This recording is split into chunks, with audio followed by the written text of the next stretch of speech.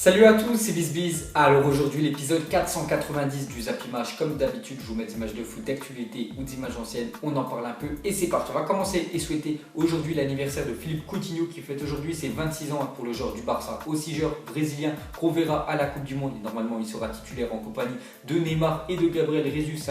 Voilà la triplette bien sûr offensive du Brésil. Donc bon anniversaire à Coutinho.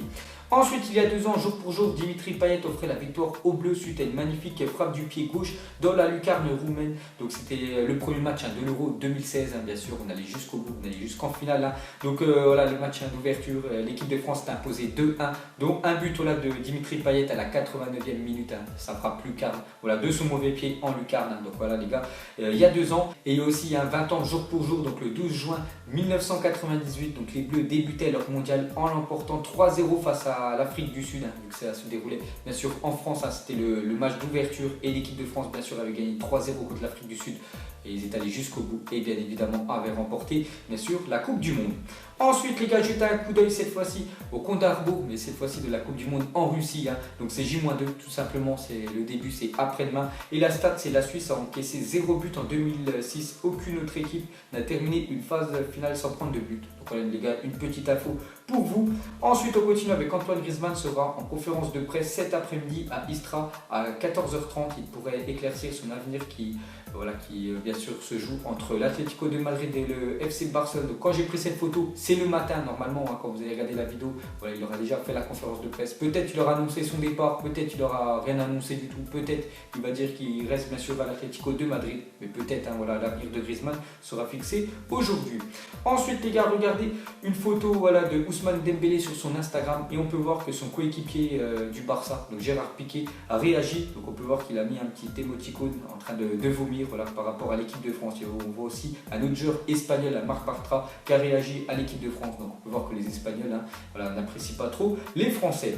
Ensuite, il y a une déclaration de Deschamps sur Olivier Giroud. Donc vous savez qu'Olivier Giroud est sorti sur blessure un samedi contre les États-Unis. Donc il a dit Giroud va bien, il a 6 points de suture. Il faut faire en sorte qu'il ne touche pas le ballon de la tête dans les prochaines 48 heures. Donc normalement, il sera apte bien sûr samedi pour le match contre l'Australie. Une autre déclaration de Deschamps, il a dit oui, j'ai déjà mon 11 de départ pour le match contre l'Australie, mais pour l'instant, je le garde pour moi. Donc voilà, Deschamps a déjà son équipe type et normalement, ça devrait être l'équipe qui a joué bien sûr contre les USA samedi. Ça devrait être l'équipe bien sûr qui débutera bien sûr la Coupe du Monde. Ensuite, chaque joueur de l'équipe de France empochera une prime d'environ 300 000 € s'il remporte le mondial en Russie. Donc c'est plutôt inférieur aux autres nations. Par exemple, l'Espagne s'y gagne, c'est plus de 850 000 € par joueur. Le Brésil, c'est 800 000. Je crois que l'Allemagne, c'est 350 000 et la France, ça sera 300 000. Mais ça reste quand même une sacrée somme. Ensuite, une déclaration de Nicolas Anelka, ancien joueur de l'équipe de France. Il avait disputé la Coupe du Monde en 2010 où ça a été tout simplement le fiasco. Vous vous souvenez, il avait insulté Domenech. Bon, c'était vraiment un sketch quand même. Ce mondial pour l'équipe de France. Donc il a dit jusqu'à présent, Deschamps s'est très bien débrouillé au vu de son potentiel. Je suis convaincu que la France a de grandes chances de remporter la Coupe du Monde. Donc voilà ce qu'a dit Nicolas Anelka. Pour lui, la France peut remporter la Coupe du Monde cette année. Ensuite, une petite info pour la sélection uruguayenne. Donc on voit que là-bas, c'est vraiment important le foot. Parce que écoutez bien, le ministère de l'Éducation nationale uruguayen a annoncé que les élèves n'auront pas cours lorsque l'Uruguay jouera pendant la Coupe du Monde 2018. Donc toutes les écoles seront fermées pour que les élèves puissent voir les matchs à la télé de leur équipe bien sûr nationale, bien sûr l'Uruguay. Donc jamais ça se fera ça en France. Donc les gars, vous pouvez dire nous bien sûr des jeunes de l'Uruguay. Ensuite, Martin Atkinson, arbitre anglais, s'est lancé le défi de rejoindre la Russie en vélo pour assister à Angleterre-Belgique le 28 juin prochain. Donc ce sera vraiment le gros choc bien sûr de ce groupe. Donc il parcourra 2700 km en 18 jours. L'ensemble des profits reviendra à 4 associations caritatives. Donc voilà ce que va faire cet arbitre anglais. Donc déjà il va pas arbitrer bien sûr les matchs du mondial, mais c'est juste lancer un petit défi de rejoindre la Russie en vélo pour assister au choc entre l'Angleterre et la Belgique. Ensuite les gars, on va parler des joueurs du Nigeria s'envolent pour la Russie. Donc hier ils ont pris l'avion, donc direction la Russie. Donc on les voit tranquillement posés avec leur chapeau. Voilà la sélection du Nigeria.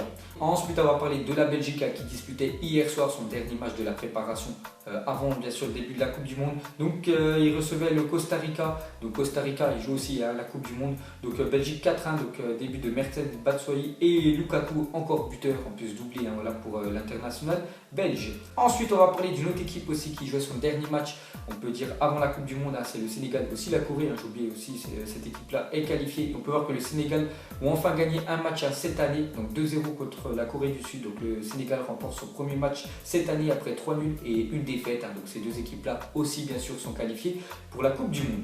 Ensuite, officiel, Kamil Glik a finalement obtenu le feu vert médical afin de participer à la Coupe du Monde. Le défenseur polonais s'était récemment blessé au cours d'un tennis-ballon à l'entraînement. Donc vous vous souvenez, il y a à peu près une semaine, j'avais dit que c'était déboîté l'épaule, parce qu'il avait fait, enfin, il avait tenté plutôt un retourné acrobatique avec sa sélection quand il faisait un tennis ballon, donc il devait louper le mondial, et on voit que ça va un petit peu mieux pour lui, donc du coup il a obtenu le feu vert médical, donc il va pouvoir bien sûr disputer la Coupe du Monde.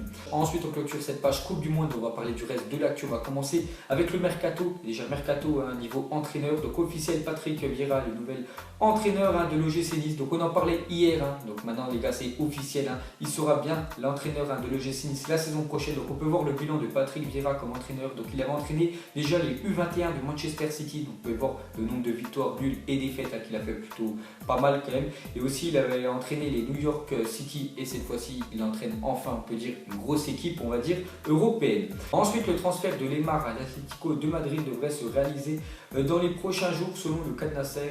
Donc le club espagnol lui réserverait le numéro 10 pour Thomas Lemar, qui devrait de toute façon lui aussi quitter bien sûr la France et sûrement rejoindre l'Espagne du côté de Madrid. Donc voilà les gars, sûrement un transfert qui va intervenir dans les prochains jours. Ensuite on continue avec Justin Kluivert, est arrivé à Rome, donc il passera sa visite médicale demain avant de s'engager avec l'AS Roma contre 18 millions d'euros. Donc voilà, on nous avait dit de toute façon qu'il allait quitter l'Ajax Amsterdam, cette fois-ci c'est quasiment officiel, il ne reste plus qu'à passer bien sûr sa visite médicale, normalement ça devrait être officiel demain. Ensuite il y a une déclaration de Messi sur la probable arrivée de Griezmann. Il a dit: je ne sais pas si c'est une priorité, oui je suis d'accord que pour remporter la Champions League nous devons avoir les meilleurs joueurs et Griezmann est l'un d'entre eux. Donc voilà ce qu'a dit Messi sur Griezmann, donc qui valide bien sûr l'arrivée d'Antoine Griezmann au FC Barcelone. Ensuite le Barça, peu satisfait des prestations de Yerry Mina, souhaite le prêter la saison prochaine. On peut voir que Fenerbahçe pourrait décider de passer à l'action pour le défenseur colombien qui est arrivé cet hiver bien sûr au Barça. Donc il n'a pas beaucoup joué, bien sûr il est souvent remplaçant et pourrait acquérir on va dire quelques minutes de temps de jeu dans un autre club parce qu'il pourrait le prêter de Barça. On peut voir que le Fenerbahçe est intéressé.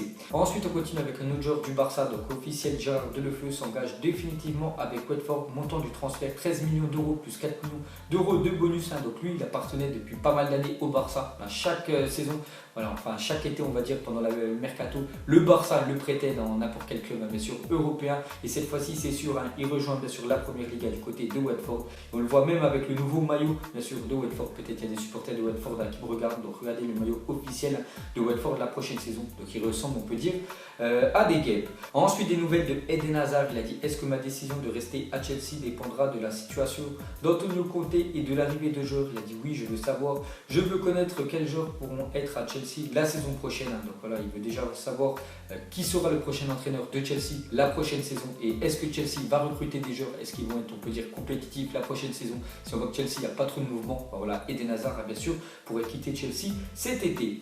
Ensuite, on va parler d'un autre gros joueur qui pourrait quitter son club, c'est Paulo Dybala, confié à ses proches qu'il souhaitait quitter la Juventus en fin de saison, et son agent l'a proposé à plusieurs clubs européens dont le Paris Saint-Germain. Donc Thomas Tuchel apprécierait son profil plus technique pour pallier à un éventuel départ d'Edinson Cavani. Donc une info d'après Paris United, c'est toujours un site bien sûr, un Twitter qui est très bien informé sur le PSG. Donc on peut voir que Paulo Dybala pourrait atterrir au Paris Saint-Germain, bien sûr si le PSG vendrait bien sûr Edinson Cavani, voilà, parce que Cavani pourrait partir bien sûr cet été du PSG, donc il pensera à Paulo Dybala pour le remplacer.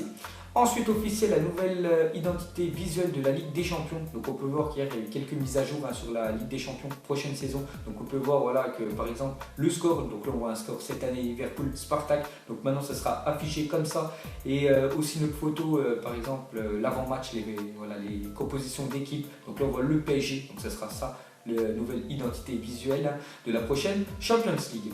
Ensuite, voici le maillot France 98 que porteront Zidane et les champions du monde 98 à la U Arena pour affronter l'équipe FIFA 98. Donc ce soir sur TF1, je vous conseille de regarder un match. Donc c'est les anciennes gloires bien sûr de l'équipe de France qui avait remporté la Coupe du Monde 98 contre on peut dire une équipe un reste du monde. Donc ça sera en direct sur TF1 je crois à 21h, et regardez les maillots que porteront les Bleus. Ensuite regardez ce que va toucher les clubs de la Ligue 1 cette année grâce aux droits TV. Donc on voit que le PSG va toucher plus de 56 millions d'euros, Marseille 51 et l'Olympique Lyonnais à 48. Donc c'est les trois premiers bien sûr de la Ligue 1. Une petite parenthèse avec la première Ligue 1 où les droits TV vraiment sont énormes là-bas. Donc le dernier de la première Ligue 1 cette année, je crois c'est West Bromwich qui descend l'année prochaine bien sûr en deuxième division. Donc eux, rien que grâce aux droits TV, ils ont touché plus de 130 millions d'euros sur l'année précédente, ce qui est énorme. Ils ont touché quand même quasiment le triple de ce qu'a touché le PSG, bien sûr premier de la Ligue 1. Ensuite, une déclaration de Mohamed Salah, il a dit: quand on rapproche mon nom de ceux de Messi et Ronaldo, je ressens de la fierté. Ils brillent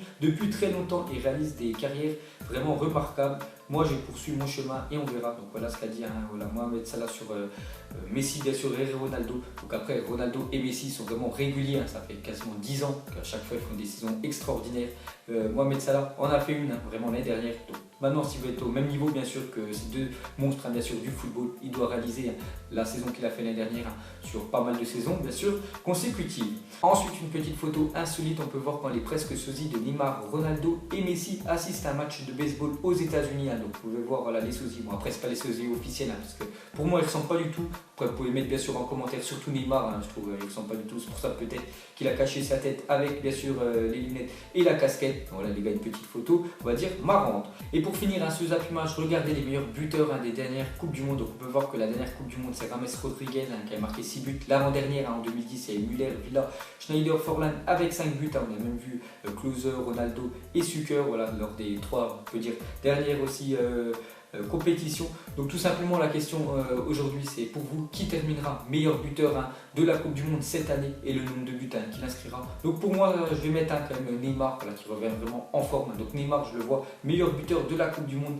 avec un total, on va dire, de 7 buts, ce qui serait vraiment pas mal bien sûr pour le joueur brésilien. Donc voilà les gars, la fin de Zappy Match 490. Donc si ça vous a plu, un petit like et je vous ferai l'épisode 491 demain en parlant bien sûr encore de la Coupe du Monde, parce que demain on sera à J-1 du début bien sûr de la plus grosse compétition de la planète. Donc moi je vous laisse et je vous dis à la prochaine comme d'habitude. Ciao à tous. Dans le tour, j'ai la veuve dans l'OCB, là je suis au Mama Shelter. Je sais même pas comment s'appelle, elle doit passer vers 20h. Les yeux rivés vers le ciel, en vrai j'ai mal, j'y pense encore. Mon poteau en cellule, il me manque c'est quand qu'il sort. Ok je me cale, toujours au fond du car. Comme au virage, à Marseille ça crie aux armes. J'ai pas le permis, vas-y la mise prend les commandes. Ne fais pas la pilote, n'oublie pas c'est qui commande.